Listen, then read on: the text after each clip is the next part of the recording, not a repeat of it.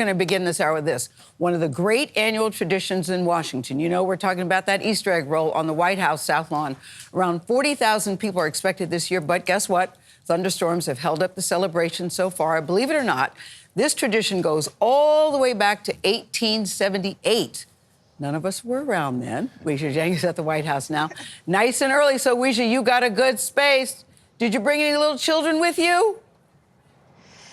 Not right now, Gail, because Mama has to work, but they'll be coming along later to participate in the egg roll, which, of course, is the main event here. And hopefully that bad weather will move out soon so children can line up in lines using wooden spoons to roll colorful eggs and race down the South Lawn. Now, if you're thinking that's very messy, these are the eggs, Gail. They are wooden, so no worries about making a big scramble all over the South Lawn.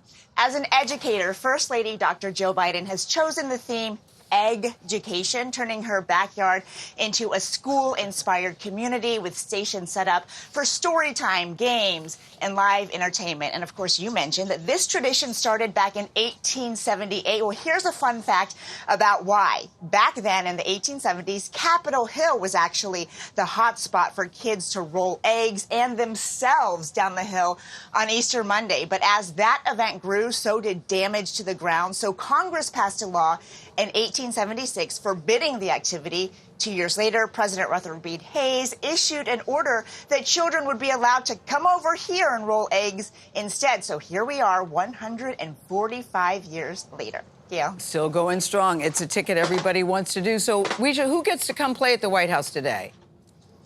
So there was an online public lottery for general admission tickets, and those guests are coming from across the country. But the participants also include thousands of military and veteran families, caregivers, and survivors invited by the White House. And President Biden and Vice President Harris will come out to address the crowd later this morning. They will also blow the whistle to start off a couple of rounds of races. So those super lucky kids in the right time, the right place, will get to roll in front of Biden and Harris. No pressure. It is always a very fun event. Weisha, thank you so much. May I say you have excellent taste in clothing. I bought that exact same top 2 weeks ago. What? Wow. 2 weeks ago. Wow. It's a Kate Spade. I know it well. It's perfect Thank you, for Weisha. today. It really is. Thank you very much.